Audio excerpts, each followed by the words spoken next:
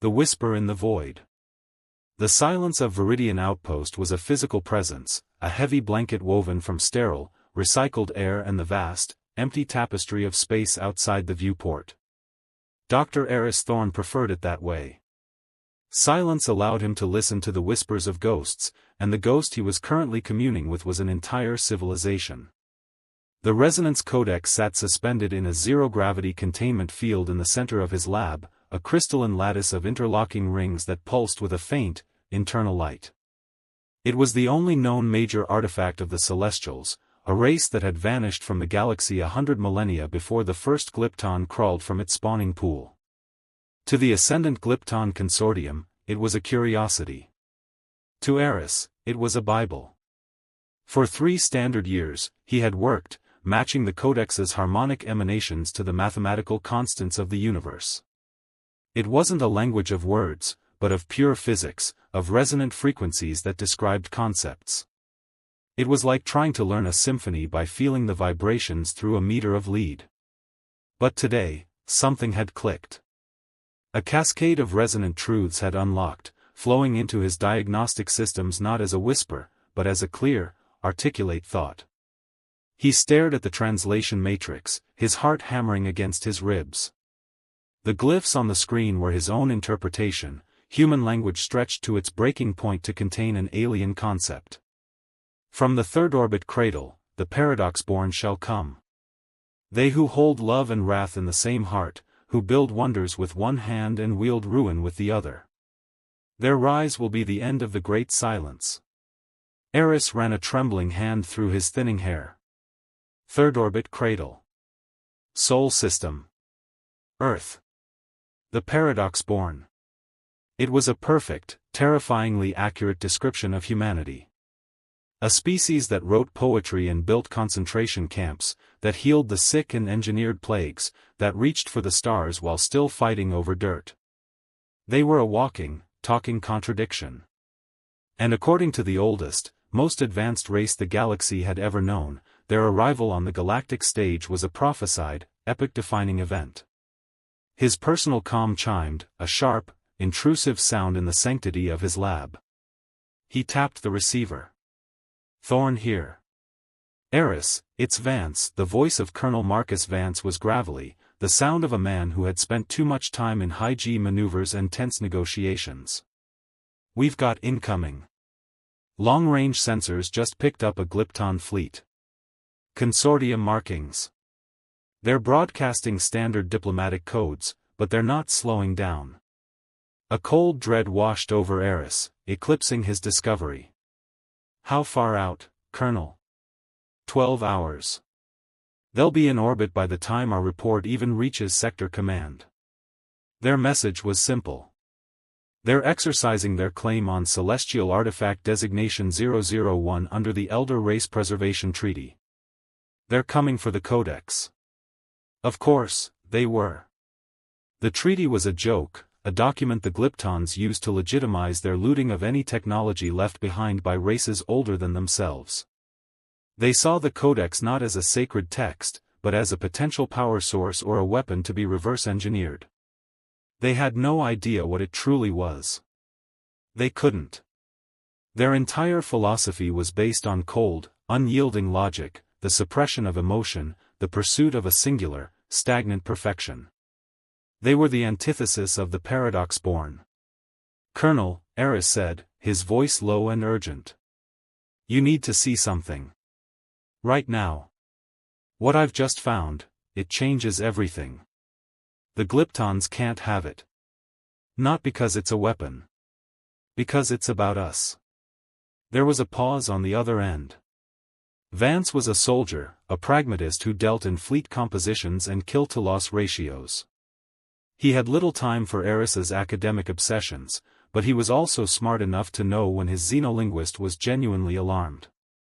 I'm looking at a fleet of 30 Glypton cruisers and what looks like a command carrier, Eris. We have this outpost and 3 patrol corvettes. What could you possibly have found that changes that math? A prophecy, Colonel, Eris breathed, turning back to the glowing codex and the translated words that promised humanity's rise. A prophecy that says our time is now. The arrogance of ages. 12 hours passed not with the ticking of a clock, but with the slow, inexorable crawl of the Glypton fleet across the tactical display in Viridian Outpost's command center. What had been a single icon was now a swarm of hostile contacts, their vectors clean and direct. They did not maneuver, they simply arrived, their technology so advanced that orbital mechanics were a suggestion, not a law. On the main view screen, the Glypton command carrier resolved itself from a point of light into a terrifying reality. It was a weaponized sculpture of obsidian-hued metal and cold, blue light, a design of perfect, brutalist symmetry that spoke of a culture that had forsaken aesthetics for efficiency. Colonel Vance stood with his hands clasped behind his back, his posture a study in defiance. Dr. Thorne stood beside him, his gaze flicking nervously between the ship on the screen and the data slate in his hands which held the prophecy. "They're hailing us," the communications officer announced, her voice tight. On screen, Vance commanded. The image of the Glypton carrier was replaced by the face of its leader. High Executor Valerius was everything Glypton culture championed. His chitinous exoskeleton was a polished, metallic gray, his features sharp and angular. His 6 multifaceted eyes, arranged in 2 vertical columns of 3, regarded them with an unnerving lack of emotion. He did not look at them as a potential adversary, but as an inconvenient obstacle, like a rock in a well-traveled road. Behind him, another Glypton stood slightly out of focus, his exoskeleton a duller bronze, his posture less rigid. This was Chronicler Zeth, an observer whose role was to record the compliance of lesser species. "I am High Executor Valerius of the Glypton Consortium," the alien's voice came through the translator, flat and devoid of inflection. "You are in violation of the Elder Race Preservation Treaty. You are squatting on a site of historical significance. You will surrender the celestial artifact and prepare your station for our inspection teams." Vance took a step forward. "I am Colonel Marcus Vance of the United Earth Directorate. This outpost is a sovereign human research facility. The artifact is under our protection and is the subject of an ongoing study. We do not recognize your claim." For the first time, a flicker of something, perhaps annoyance, disturbed Valerius's placid superiority. "Your recognition is irrelevant. Your species has been broadcasting its chaotic radio signals for barely 2 centuries. We have been custodians of this galaxy's legacy for 20,000 years. We will not debate protocol with children." "This isn't about protocol," Dr. Thorne interjected, finding his voice. "Executor, the artifact, the Resonance Codex is not what you think it is. It's not a tool or a power source. It's a message. A warning." Valerius's gaze shifted to Thorne, his multifaceted eyes taking in the human scientist with clinical disdain. "Your superstitions are of no concern to the consortium. You have decoded less than 0.1% of the Celestials' resonant language. Your conclusions are statistically insignificant. But the conclusion concerns us. It concerns humanity," Thorne insisted. Valerius made a soft chittering sound, which the translator rendered as a dry laugh. "Everything concerns your species. Your self-importance is your most defining, and least interesting, characteristic. Chronicler Zeth, make a note, the primitives are attempting to weave a mythology around the artifact to justify their theft." Chronicler Zeth bowed his head slightly, but his gaze lingered on Thorne, a flicker of genuine curiosity in his own compound eyes.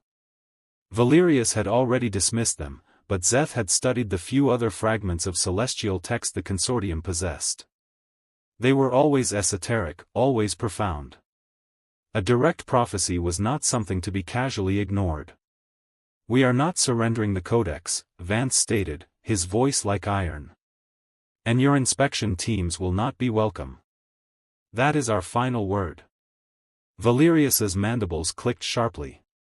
"Colonel, your vessel's weapon signatures are noted. Your fusion drives are quaint. Your projectile armaments are relics. I can sterilize your station from here without dirtying a single one of my launch tubes. Do not mistake my adherence to procedure for a lack of ability. You have 1 hour to comply. The screen went blank. The paradox born. He's not bluffing, Vance said, turning away from the blank screen.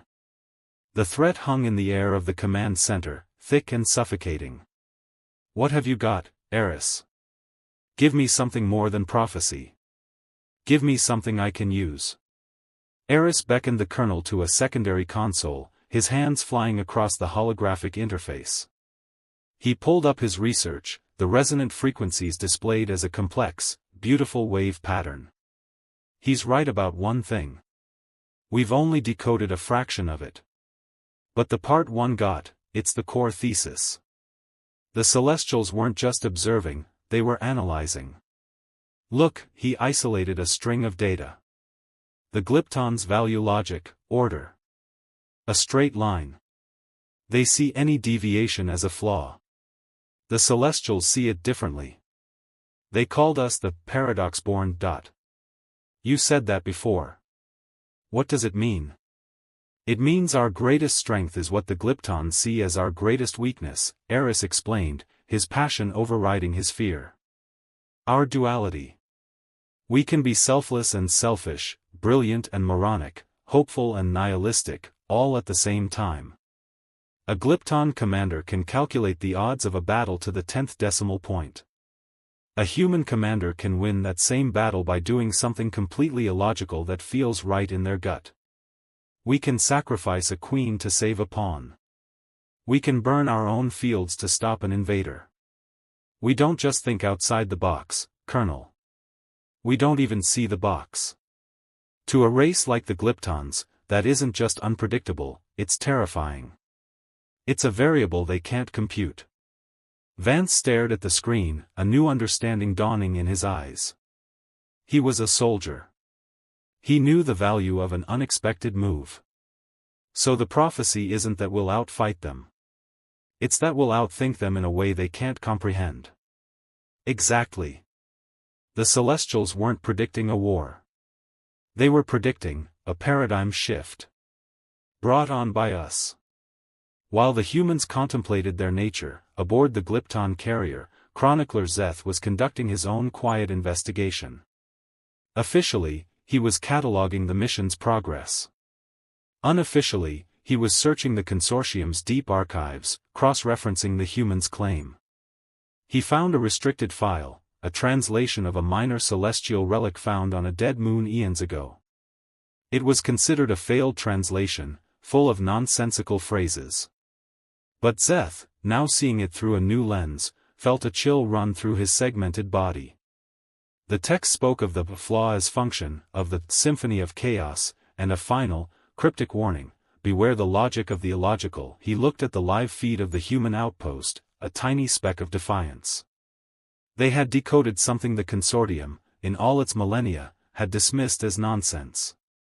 His thoughts were interrupted by the sharp voice of High Executor Valerius on the bridge. Their hour is up. Their defiance is an insult to the consortium. I will not waste energy on a full assault. Teach them humility. Target their external communications array with a level 1 pacification beam. Cut them off. Let them sit in the silence and contemplate their foolishness. The Glypton weapons officer turned to his console. Array targeted, Executor. Firing, it was a casual act of galactic policing, a parent swatting the hand of a disobedient child. A thin, almost invisible beam of energy shot from the carrier, a precise surgical strike designed for minimal damage and maximum inconvenience. It was a perfectly logical, perfectly controlled show of force. And it was the worst mistake Valerius could have possibly made. Echoes of the future. The pacification beam was not a weapon of destruction. It was a fine-tuned instrument designed to overload and disable electronic systems. It struck the Viridian outpost's comms tower with pinpoint accuracy, and for a nanosecond, everything proceeded according to Glypton physics. Circuits fried. Relays blew. The tower went dark. But the beam's energy did not simply dissipate. A wave of residual, high-frequency energy washed over the station, passing through the hull and into the heart of Eris Thorne's laboratory. It washed over the crystalline lattice of the resonance codex. And the ghost in the machine woke up. The codex, which had been gently pulsing with soft light, flared with the brilliance of a newborn star. A low, harmonic hum filled the station, a sound that was felt in the bones as much as it was heard with the ears. "Eris, what's happening?" Vance yelled over the sound, shielding his eyes. "He didn't attack us," Eris shouted back, his face a mask of awe and terror. "He fed it. He gave it the energy it needed to fully activate." Outside, the space around the station warped. A sphere of shimmering, semi-translucent energy erupted from the outpost, expanding outwards at impossible speed. It was not an explosion. It carried no kinetic force. It was silent, beautiful, and utterly terrifying. It passed through Vance's 3 small patrol ships without harming them and washed over the entire Glypton fleet. On the bridge of the Glypton carrier, the tactical officer shrieked, a sound of pure panic. "Executor! Energy wave! Shields are not responding." "Impact report," Valerius snapped, his composure finally cracking. "No impact. It passed through us. All systems are green but," the officer trailed off, staring blankly at his console. Then, the screaming started. It wasn't just on the bridge, but across the entire fleet, a cacophony of terror broadcast over the ship's internal comms. The Glypton crew, beings of pure logic and order, were suddenly thrashing in their seats, clawing at their own heads, their multifaceted eyes wide with horrors only they could see. The pacification beam had given the codex the power it needed to connect. And the prophecy, the message about the paradox-born, was no longer just text on a screen. It was now being downloaded directly into the mind of every Glypton in the fleet. High Executor Valerius stumbled back, his own mind reeling. He wasn't seeing his bridge. He was seeing a vision of his fleet being torn apart by human ships that moved in ways that defied physics, their tactics a chaotic, unpredictable storm of brilliance. Then the vision shifted. He saw a future where humanity, left unchecked, had unleashed forces that consumed entire star systems. Another shift. He saw a golden age, a future where Glypton logic and human creativity had merged to create wonders beyond imagination. Another shift. He saw the slow, agonizing decay of his own stagnant empire, crumbling under the weight of its own unchanging perfection, with or without human intervention. He was seeing everything. Every potential future. Every possibility. Every outcome of this single moment, all at once. The Codex wasn't showing them the future. It was showing them all futures. It was forcing their rigid, linear minds to comprehend the infinite, chaotic, beautiful, and terrifying nature of probability itself. It was forcing them to understand the universe as a human understands it. Their minds, built for the certainty of a straight line, were shattering under the strain of infinite branching paths.